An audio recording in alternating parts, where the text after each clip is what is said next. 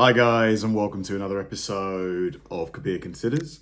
In this video, we're going to react to America stole a German submarine and snuck it into Chicago. So I'm guessing this has got to be like World War II sort of time. Maybe they somehow managed to get their hands on a sub that maybe had been abandoned. Maybe they'd been encircled by, American and other allied forces. The people in the submarine maybe fled to avoid being captured, and maybe that's the only scenario I can think of where especially unless America and Germany weren't at war at this time. But why else would America want the German submarine? U-boat left in existence? America's. Today we're talking about the time that America stole an entire German submarine and then stuck it in the middle of Chicago. I mean, when America strategically transferred a piece of equipment to an alternate location. But first, a word from our sponsor. This video is brought to you by Warwood Tools, a family-owned business that for over 160 years has been making sledgehammers and axes right out of West Virginia using American tin. During World War II, American supply lines to the European theater were absolutely devastated by German U-boats, aka submarines. These German U-boats are credited with sinking over 2,700 American ships, totaling in over 14 million tons of American ships and supplies that were put at the bottom of the ocean. Insane. Because of this, America would form what is known as hunter-killer groups, task forces of American ships who were sent out, and their entire job was to hunt and destroy these enemy submarines. Because that's just how America gets down. We don't believe in self-defense, we believe in self-offense. It's way more efficient. And that's pretty much all the context you need. So, April 4th, 1944, a hunter-killer group known as Task Force 22.3 would set out, engage, and destroy the German U-boat 515. Absolutely everything went according to plan. Nothing was out of the ordinary. They hit it with depth charges, critically wounding the submarine, forcing it to surface one last time to allow the crew to escape before the submarine would sink below the ocean waves forever. But it was on this particular day that the American commander Daniel Gallery would take unique notice of the fact that the German submarines always surfaced to allow their crew to escape, and he decided that he was going to do something unprecedented, something that no American sailor had done since 1815. He was going to send out a boarding party and steal that enemy submarine. He immediately puts a plan into action, assembling two separate boarding parties, each to be comprised of one officer and 8 enlisted men.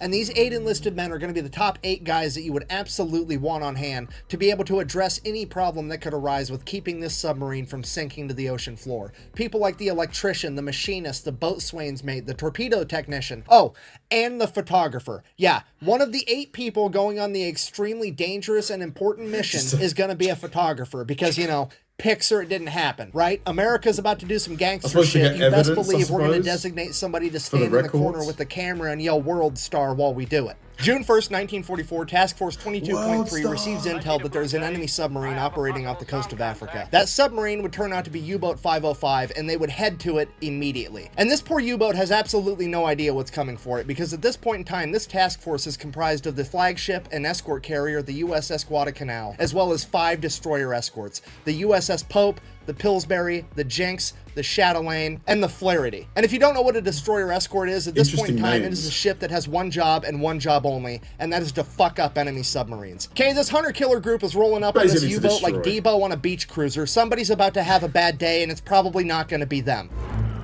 His references are A1, honestly. A1. Oh, shit.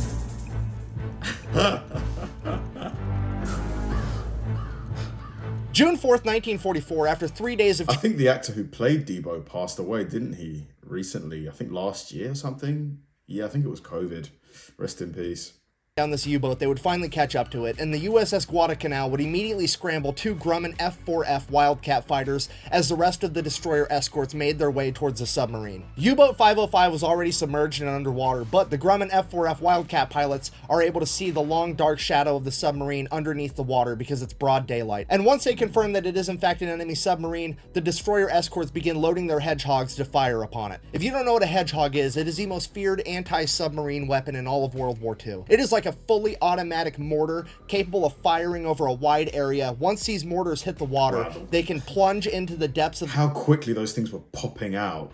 rapid. At 33 feet per second, and as soon as they make impact with anything, they will explode and destroy it. The Hedgehogs would detonate early, not scoring a direct hit, but still rocking and damaging the submarine, jamming its propeller, and putting out its lights. Quickly realizing they hadn't done enough damage, the destroyer escorts above would begin launching depth charges. The depth charges would rupture the hull of U-Boat 505, and the entire submarine would be forced to surface one last time as a hatch would open and all the German sailors would begin flooding out onto its deck and into life rafts. At this point, the American boarding party grabbed their Tommy guns, hopped in their whaling boat, and made their way over to the submarine. They received no resistance from the Germans as they made their way down the hatch into the sub and began working on it to try to save it. Okay, time out. I need to make sure that you fully grasp how ridiculous what these 9 Americans are about to do actually is. Okay, you have a German U-boat that is so critically damaged that the 50 men that have been living on this U-boat, that have been trained on this U-boat has controls in their language and in their units of measurement. And they have decided cumulatively that, hey, this thing is so damaged that we need to run for our lives. And then while they were evacuating, they would also place scuttling charges, which are large explosive devices that detonate, ensuring that the ship sinks so that America can't retrieve it. So not only is the situation so bad that 50 of them can't fix it, but they made the situation worse on their way out. And you now have 9 Americans, one of which is a fucking camera guy, going in there to do what they couldn't pull off. This mission is seemingly impossible and borderline insane, but they do it anyways because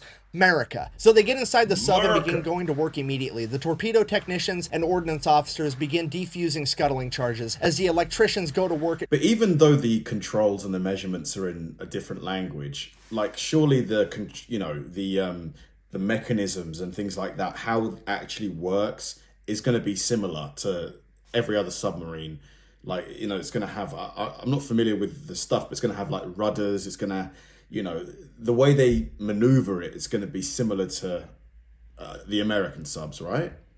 To get the bilge pumps back up and running to pump water out of the submarine. And the damage control men and the machinists begin working on plugging holes and getting the motor back up and running. And while all of this is going on, the officer in charge of the American boarding party, Lieutenant Albert David, notices that the submarine is sinking so fast that there is now water pouring into the open hatch on top. And it is at this moment that he has to make a split decision. He either has to get his men out and save their lives, or he has to shut the hatch and give them more time to work. But if they can't pull it off, they are all going to die in that submarine. And without thinking twice, he closes the hatch. A few minutes later, the second boarding party would board U-Boat 505, and they would attempt to open the hatch to get inside the submarine and help. But the sinking submarine had created such a powerful vacuum that it was impossible. So they did the next best thing. They got a tow line, tied the U-Boat 505 to the USS Guadalcanal, as the USS Guadalcanal began towing the now sinking U-boat. Feeling that they were now moving, the Americans on the inside had an ingenious idea. You see, the U-boat didn't have enough power for anything but lights. They were running entirely on batteries. The reason they didn't have power is because the propeller was jammed, and the propeller was jammed because they couldn't get the motor going again. So what they did was they disconnected the drive shaft between the motor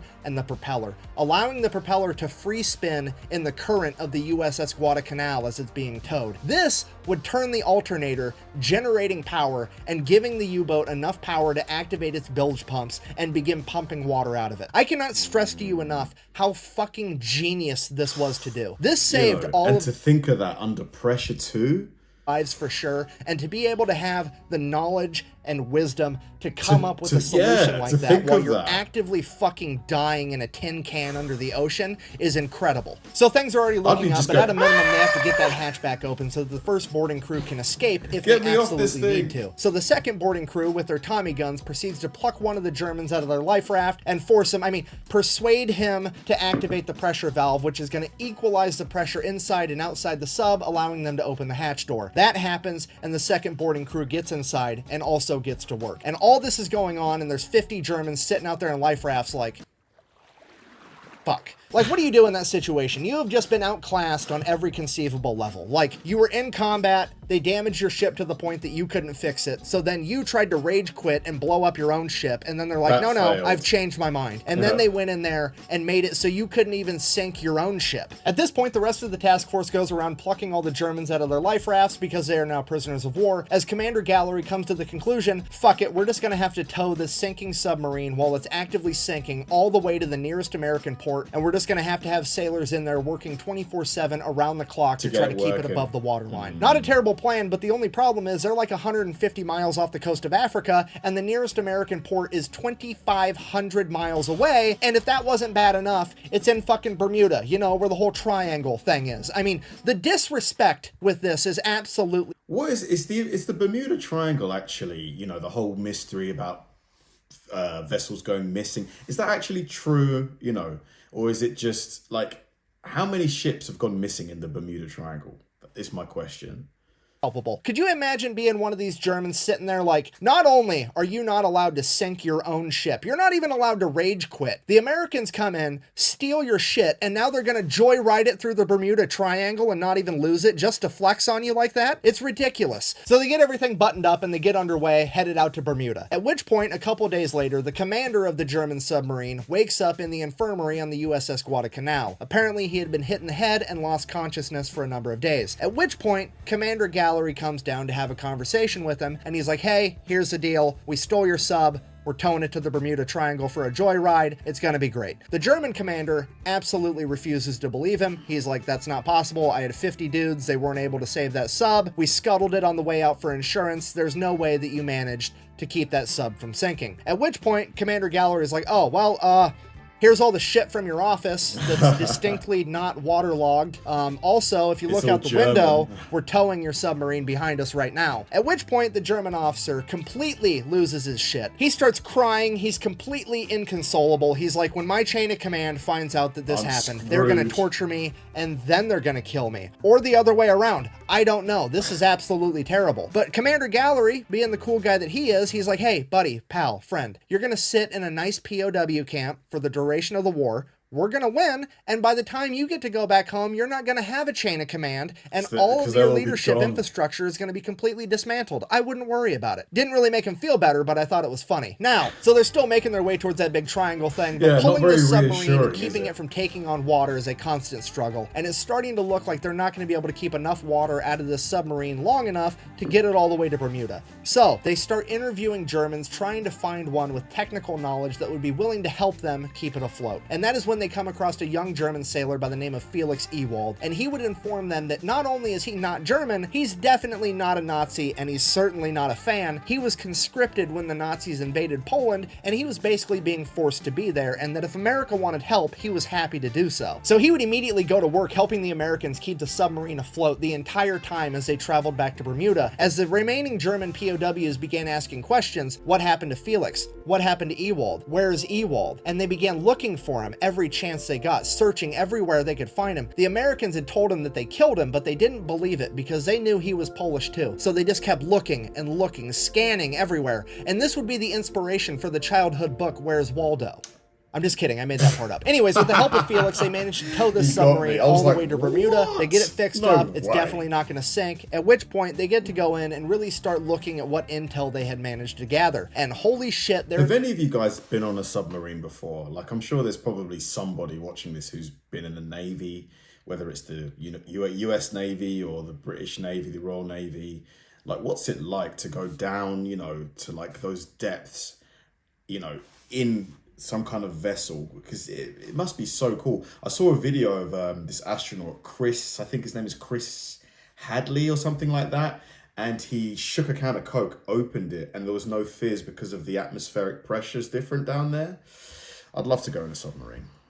Up-to-date, active Enigma cipher machine on board. This is what the Germans were using to send all their secret military communications, and it could prove absolutely invaluable. They also had a bunch of up-to-date ciphers and a bunch of other documents that were deemed so important that they were printed on water-soluble paper so that if the boat did sink and these documents got wet, they would completely disintegrate and be unrecoverable. It is at this point that the American leadership decides the Germans have to think that this boat went down and everyone died. We cannot let them know that we have this information because now we're going to be able to decode all of their secret transmissions and we don't want them to change the code. So they take U-Boat 505, they actually paint it to look like an American submarine and then start referring to it as the USS Nemo, which if you don't know is Latin for no one. They then take all the German POWs from U-Boat 505, send them to Louisiana where they are going to be completely segregated from all the other POWs so nobody knows who they are or where they came from. All the American sailors are then ordered to turn over all of the souvenirs that they gathered out of U-Boat 505 505 and to shut the fuck up about it. And as far as anyone on the planet needs to be concerned,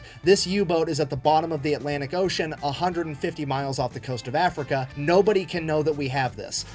But if those Germans weren't allowed to write home through the Red Cross, that's technically a Geneva Convention violation. But first of all, when you're on the winning side, those aren't actually rules, they're more like suggestions. The code is more what you'd call guidelines than actual rules. Secondly, let's just be honest here. If you were a POW in World War II and the worst thing that happened to you is you weren't allowed to write home while you were being well-fed and treated with dignity, you came out on top. Yeah, all right, so somehow no the United complaints. States manages to keep this thing a complete secret until May 7th, 1945, when Germany issues their unconditional surrender. And it is at this point that the smack talking can now commence, because now we are going to take this submarine, you know, the only remaining Type 9C German sub left on the planet, even though they manufactured hundreds, we sunk all of them, except for this one. Now we're going to drive that bitch to Philadelphia and use it to raise funds, and anybody that buys a bunch of war bonds can get a guided tour of this German sub, because a lot of people quit buying war bonds after Germany surrendered because they thought the war was coming to an end and we were still fighting the war in the Pacific against the Japanese, so this was like a huge fundraising opportunity, and that's exactly what they did. They sold a ton of war bonds. As soon as that started slowing down, hey, we'll tow it to another major US city. They towed it up to New York. Then New York bought a bunch of war bonds. And then